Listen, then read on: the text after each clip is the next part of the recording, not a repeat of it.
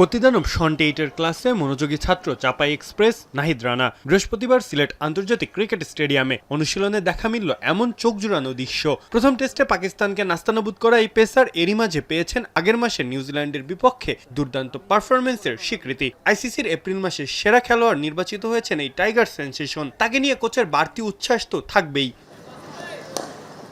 সিলেটে দ্বিতীয় টেস্টের আগে দলগত অনুশীলনে এদিন টাইগাররা ছিল ফুরফুরে মেজাজেই। প্রথম টেস্টে জয় আত্মবিশ্বাসী বাংলাদেশ শিবিরকে এদিন অনুশীলনেও দেখা গেল প্রাণবন্ত।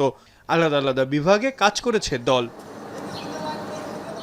দলের ফিল্ডিং কোচ জেমস পেমেন্ট ইনজুরিতে থাকায় এই সিরিজে ফিল্ডিং কোচের দায়িত্ব পালন করছেন আশিক মজুমদার। বিশ্ববরেণ্য এই কোচ জানালেন, দলের ফিল্ডিং এখন বিশ্বের অন্যতম সেরা। শুধু নাহিদ নয়, দলের বাকি পেসারদের নিয়েও সন্তুষ্ট প্রকাশ করেন তিনি। আমাদের স্ট্যান্ডার্ড, আমাদের যে ফিল্ডিং স্ট্যান্ডার্ড, এটা হাইস্ট লেভেলের এবং এটা ইন্টারন্যাশনাল টপ 3টা টিমের মধ্যে একটা, আমি যেটা বিশ্বাস করি। নাহিদ রানা একটা আমাদের নতুন যে সেন্সেশন আমাদের পেস বোলিংয়ে, এটা আমাদের জন্য একটা প্লাস পয়েন্ট। প্লাস সাথে আমাদের তাসকিনও কিন্তু 140+ বল করে, ইবাদত বল করে এবং শরীফুলও বল করে।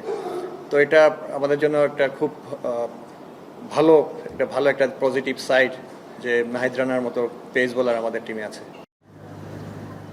এদিকে পাকিস্তান আছে সম্পূর্ণ ভিন্ন মেরুতে। ঘরে বাইরে সবখানেই সব ফরম্যাটে বাংলাদেশের কাছে ধরাশয়ী হচ্ছে তারা। বিশেষ করে টেস্টে টাইগারদের কাছে টানা 3 হারে একদমই ব্যাকফুটে আছে পাক শিবির। সিরিজ বাঁচানোর লড়াইয়ের সাথে সাথে নিজেদেরও ফর্মে ফেরার লড়াইয়ে ব্যস্ত তাই শান মাসুদের দল। তেমন ছন্দে না থাকলেও সিলেটি ভক্তদের ভালোবাসায় ঠিকই সিক্ত হচ্ছেন পাকিস্তানি তারকারা।